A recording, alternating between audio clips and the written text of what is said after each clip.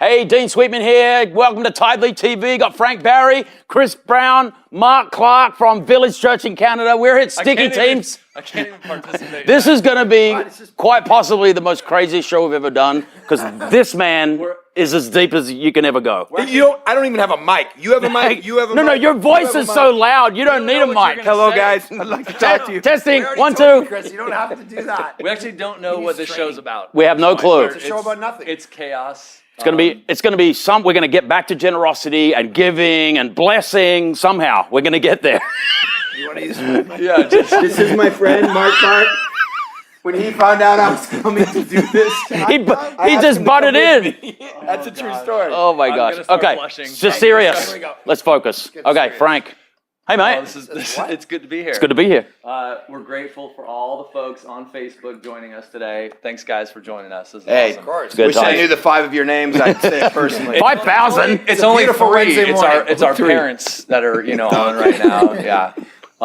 So you need to. We're at Sticky Teams. We're at Sticky Teams Conference. Give us the 2-minute Sticky Teams. Oh, Sticky Teams. It's kind of a little niche conference that it's been going on for about 12 years now here at North Coast Church down North County, San Diego, where we keep it to about 850 leaders, and we try to get leaders to bring their teams, so don't come on your own, and we really talk about how to have healthy teams. Yep. And it's the same type breakout. We have some main sessions, and then we have breakout sessions, but everything is built on health, and we really do it in a way where come to this conference expecting for things to be real. And we ask every one of our presenters, don't give us your A+ speech, don't give us your road talk, pull back the curtain and let us know what's really going on. Love it. And it has been awesome. Yeah, I was in part of Judd's speech or presentation. Yeah. Unbelievable. And he was super real. Yeah. Just speaking to kind of your point, it's Down. sort of under the covers. Here's everything that's going on. There's so much of the other stuff, right? You're out there You in get the ministry. polished, you get the it's canned like- stuff. I like under the covers. Yeah. Talks that go under the covers. That's what Remember, So- hey, for all of you that support Tidely did not want him in this shoot. He came with me. I will He's take Canadian. full responsibility. So- I'm stuck between a Canadian and That's Australian. right. I don't understand either. So listen, talking about getting real. Yeah. What we do in this show is we help pastors get real around giving and around generosity. A lot of pastors are afraid to talk about money. You guys have raised millions, tens of millions of dollars over the years of this your church. salary alone. Right. Yeah. Just tell us, give us some great tips on generosity, building a generous church. Let me talk to you about just breaking that fear barrier as a pastor. Love What Mark does in raising money is amazing. I got to take notes from this guy, but just speaking into the leader that goes, I hate talking about money. Right. And you've got to understand the part this plays in the body of Christ. So you have someone that comes to your church and one of your staff goes, hey, that guy that's here, he's came for the last 4 weeks. He played keyboards for, and then you fill in one of your favorite band names of all time or something like that. In excess, of course. He's been coming, he's been asking about it, and you're like, oh my gosh. And you keep an eye on him. Now he's come for the last 3 months. He's plugging in, the family's plugging in. My bet is you have no problem telling somebody from worship staff, hey, we got the keyboard player from NXS. One of the Go best get him. 80s bands. Someone should go talk to this guy, find out what's going on.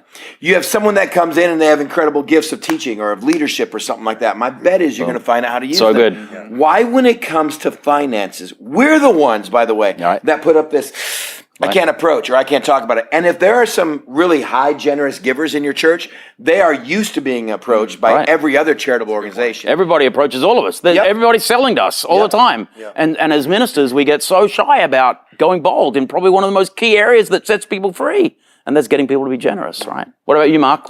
Yeah, I think one of the things that we've tried to do is I've looked at my church over the last bunch of years and gone, look, I know what you give. And so it's right. like, they're like, oh, Canadians, you're not supposed to know anything. And it's like, no. So I'll get on stage, I'll be like, so when I'm talking to you in the foyer or in the auditorium, whatever you guys call it, I actually know what you're, so what that means is I can't shepherd you unless I'm shepherding your money. Jesus says, where your heart is, there your treasure is going to be. Don't come to me with a marriage problem and a kid problem and some addiction and some issue you want me to shepherd without me saying, where's your money going? Right. Because I can't shepherd your spiritual life without actually knowing where your money is. Right. Because the two are tied together. So one of the things that my church has come to know is that I'm going to know what you do. I'm going to know what you give because I can't shepherd and you share otherwise. that, like from stage. Yeah.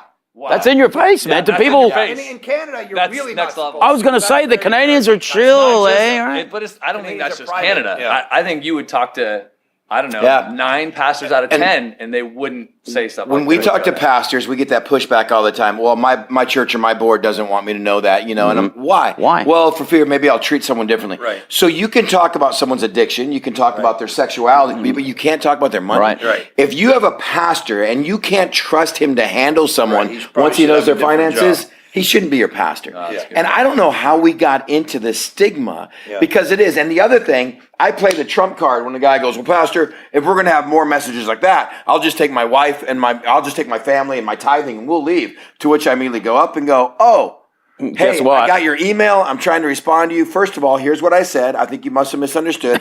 Thirdly, I think I must misunderstood you because I checked. I don't have any giving from you for the last 3 years. Isn't that always the case? Right. Like some of these vocal guys, and you go, over the years, it's like these single mothers are giving, and so these families, you wouldn't know it, but they're giving like crazy. And some of the big talkers, man. It's big hat, no cattle. It's an old Texas saying from the nation that I come from. And the whole people, they talk, and I go, look, we look at that. We know. Don't bring that. So giving's a journey. Generosity's, you can come in, you've been a Christian a year or two, getting people, how do you ramp people in? You just kind of straight out just start teaching the Bible, or do you have anything specific that you do to ramp people into generosity? For us, and whatever he says trumps me because they do better than us. For us, we never do a giving series. We never do giving at the beginning of the year. Interesting. The most important things that are discipleship for us, you do not do a series on.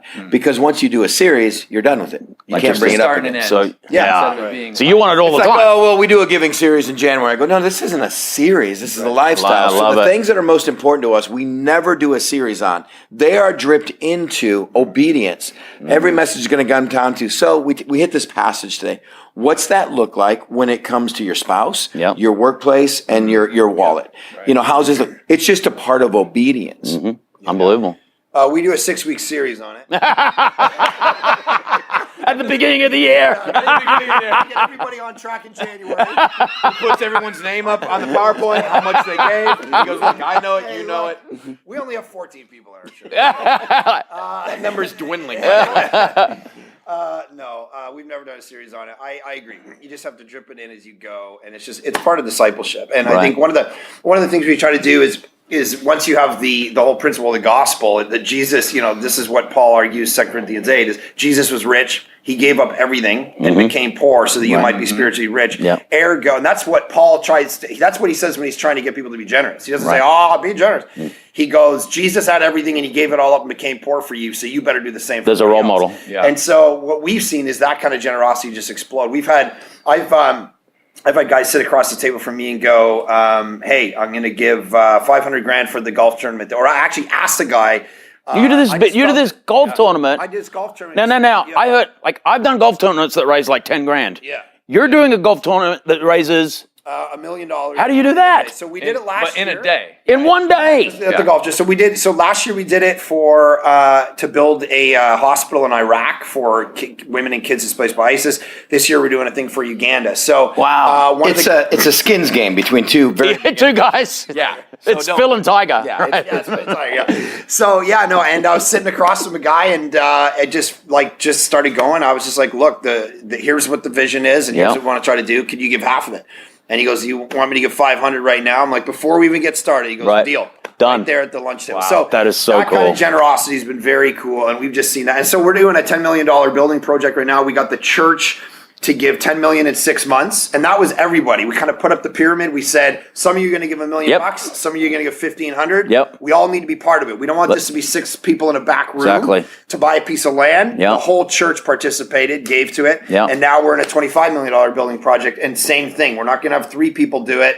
It's all of us together going to figure it out. How much is the vision, like creating that vision? I know you guys did this really great. How big a deal is the vision? That's the thing. And how do you do it? Like, how do you lead into it and get that vision out there and get people bought in? We just get on the stage, talk about the vision. This is why we're building a building. We're not building a building so it can sit empty and we can have it. We have multiple sites in different provinces. So the point of it is a media center, it's a conference center, it's being able to train up leaders, church planters, send them out. We're only building something that's similar to what we're in now that we rent. So we're not building a massive monstrosity that can fit 9,000 people that's going to be empty in 10 years because, we had our 15 minutes. Right. It's something that is able to be used as kind of a headquarters out of which to do what we want to do. So, Yeah. And you That's guys what are I tied to say. vision. Yeah. Yeah, never talk about the what, always do the why. In fact, I find myself almost being apologetic about the what. Guys, I don't want to build bigger buildings. I don't want to buy land. I mean, I think this is pain in the butt, ridiculous. yeah. Yeah, we're not about that. But let me tell you what I see across North County. And then make sure you have your act together. And, we did a thing for where we are in North County, San Diego, and we just did how many Bible-believing churches are in North County? Really evangelical churches. Right. And I don't care what denomination, what they adhere to, Right. just do they do the Bible? And then we had just a bank of people, volunteers, that just spent 2 days calling them saying, how many services do you have? And how much does your auditorium seat? Wow. And then we just did the math. And so we took the population of North County. If everybody in North County wanted to go to church, we would be 446,000 seats short of being able to fill it. What a great way to see it. Guys, so listen, I don't want buildings. I don't want land. I don't want a bigger building. I don't want to look like a mega church. We're doing this for the 446,000. Wow. Now, let's boil down. Let me remind you who they are. Yeah. These are your friends, your neighbors, your aunts, your uncles. This is the people on the Little League team, the parents that you sit by. And our whole thing was about the 446,000. It wasn't about buildings. It wasn't about I love land. that. What a great exercise. Find out how many local churches, how many services, and find the deficit. Man, that'll preach all day long. Yeah. And you guys are planting another campus, or just did plant another campus? We just did, and we're doing another one. Okay. So it's crazy. Tell us where they're at. Oh, we've got in North County, we've got this site here on the Vista campus. We've got Carlsbad, Fallbrook. We are out at San Marcos, Escondido. We just planted Ramona, and now we're starting South 15 at Rancho Bernardo High School. So San Diego and Vancouver, Canada are not cheap cities. I hear this sometimes, well, we're cheap compared to them. yeah, But I thought we were expensive until I went. pastors will say, Dean, you don't know how expensive it is here. But so it's like if you go in with a defeatist attitude thinking, well, my city's expensive and you don't know how hard it is, there's 10 excuses why you shouldn't go bold, preach a great vision, present something great. But I think it starts with a revelation from the senior guy, right? You gotta come in really believing this. How did you get started on this whole revelation of giving? Was there something that snapped in you? I think it has to start with what's been done in your heart. Yeah. Do not expect your people to be generous if you're not generous. Right. And I don't care how many messages, I don't care what series, I don't care how gifted you are. If you are not leading a generous life, do not expect them to be generous. Yeah. And then be the first to the wall. Yeah. The first to the wall are always the bloodiest. Even when it came to us going, okay, our people have gotten into giving, and now we looked at going, we got to do this above and beyond. We've got some great missions, but we wanted something else as a tool for people, Compassion International. And so for a couple years, I took on, each of my kids sponsored a Compassion Child. Yeah, I went to 5 different countries to go, are they really Is doing this really what a they deal? say? Yeah, those guys And are then awesome. I bring it back. And what I took as church, I want to tell you what has so shaped my heart and my kids right now. I want to take you through a journey that my family's going through. I'm not asking you to do something that I'm not doing. Exactly. It's like, guys, here's where we're at. When it comes to our giving, our building, all of that is just you put it down and go. It's got to start with you and what God's done in your heart. Unbelievable. So good. Yeah, I agree. Ever since we had no money and debts to pay and whatever, we always tried to have this general, supporting kids that we can't afford and blah blah blah. And because when your kids look at you and go, we can't buy that, we can't buy this because we support these other kids, whatever. It shows them there's more important things in the universe than money and whatever. But the other thing is the city that you live in. It is a more expensive city. It might be than Louisiana. Wherever. But there's also the rate. You just threw Louisiana on the bus, dude. He watches some alligator shows in Canada. Louisiana in the head. That's where And you're their from, house isn't folks. it? They're my people. They're my people. So, Have you ever been to Louisiana? No. no, I've been to Tennessee. Oh, well, that's all the same thing. All the same. Dude, But once in again, the let me just South. say, he's Canadian. Oh my We gosh. apologize. Let's He's take Canadian. Yeah, I'm the first one to ever point out the fact that Louisiana and Tennessee may be similar. On this show, is he the Holy first one? smokes. Yeah. This show, the first Canadian. I don't think I've ever heard Tennessee and Louisiana. Not even close. Guys, Not even what are you close. talking They're not even about? close, We're all mate. monolithic cultures. Give me. Anyway, so here's Give me my- 3 names Stop it. you have heard compare Tennessee and Louisiana. Oh my gosh! I'm not saying they're the same. I'm saying it's the South. You know, we have a lot of customs customers in Louisiana and Tennessee. Hold on. We're down to 2 I'm going to viewers. Google Yeah. later what the difference is in regard to pricing and all that. And if you tell me they're astronomically different, Louisiana, Tennessee, Astronomically different. then we don't have to talk about it. We could cut this whole part. Back to your Play revelation. the show. We're gonna Regardless what we find, we're cutting this part. No way. I love it. Okay, so listen. He loves it because I love it. It's real, man. So Australia. Alligators, crocodiles, they're all reptiles, man. So listen, but you have people in your city that make that kind of money if they live there. Right. So it's all ratioed out. Yeah. So if Right. you live in Vancouver, Yeah. It and costs a people lot to are live. living in Vancouver and 100%. doing business in Vancouver, yes, it's costing us $1 million, $1.7 million per acre for dirt, and then I got to put something on it. Yep. So but there's people there who Yeah. have. There's entrepreneurial salaries are spirit. There's adjusted all for kinds that. of amazing people that are making that kind of money who Right. can help contribute to it. Right. So I'm coming back to your defeatist point. Exactly. It doesn't matter what city you're in. Yeah. The people the money's there. Right. The money's I being love that. spent in all kinds of ways. Right. It's just you have to sit people down and give them a vision to say, funnel your money into something that's actually kingdom and eternally oriented versus Yeah. just, Yeah.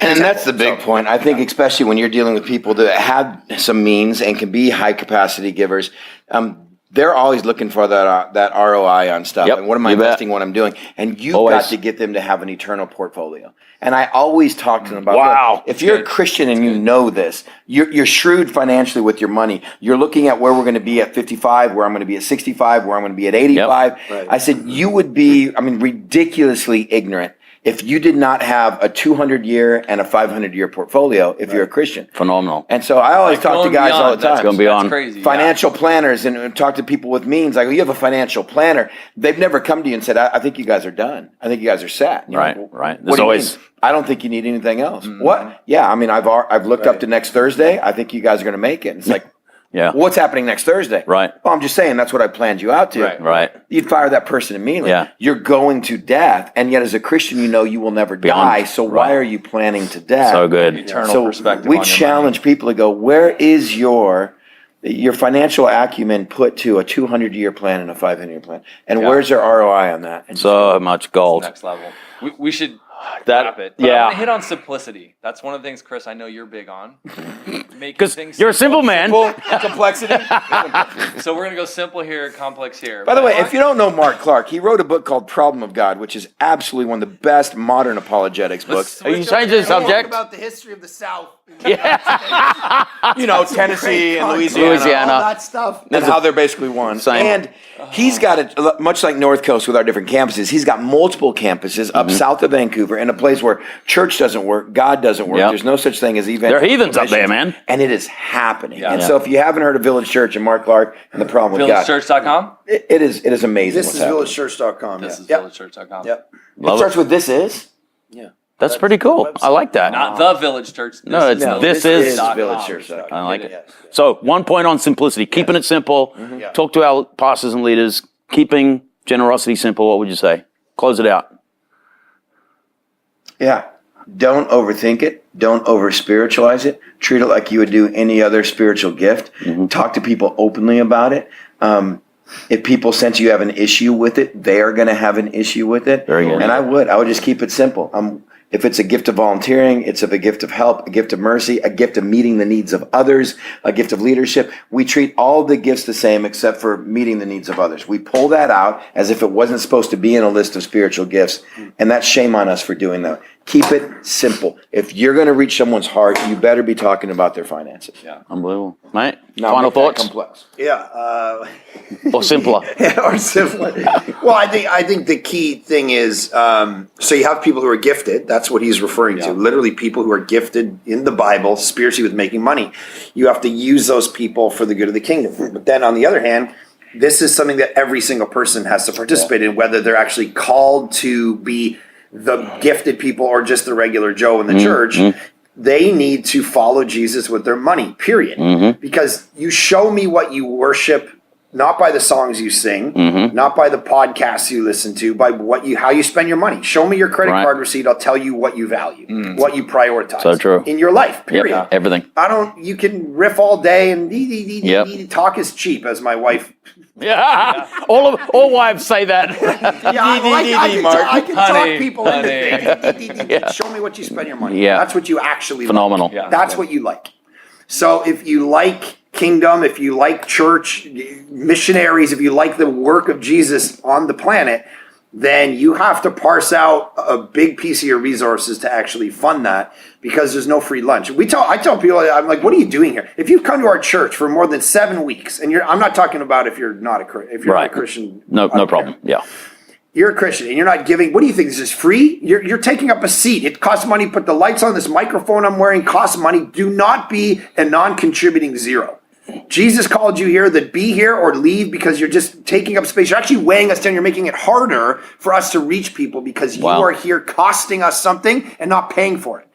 So in no other... That's in your It face works. right there. That works for him. I could never pull that off. Everyone would go, peace, get up, just walk out. Whoa, I didn't mean it. Oh my gosh, I didn't mean it. Come back. You guys actually listen to me. But it works in Canada. But in no other sphere of society do we act like we do in the church with people. I talk to all my business leader friends who are like, why would you ever let a staff member stay on that long? They should have been cut a year ago. And it's like, you just wasted money, time, putting them on 12 different things. They have such a good heart. Yeah, they got a great heart. That's the challenge. Cool. That's a subject for a whole nother show. I challenge our people, so I can just you made it more start by complex. putting God at least equal with your gym membership? Right. You're paying $88 a month That you don't for even a know gym you're you're not actually- even go to. Yeah. It's not showing Can you up. start there? Can you at least get God where your gym membership And if is? the people in your church, the amount of people who go to your church, and the people gave that, We'd be good. all the bills would be We'd be good. Off the chart. 100%. Off the chart. We're going to wrap that up. Chris Brown, hey, mate, you're the man. Mark Clark from Thank Village you. Church in Thank you, Canada. fellas. This is Thanks, awesome. buddy. Thank you, sir. We'll see you next time. Tidely TV. Peace out. See you guys.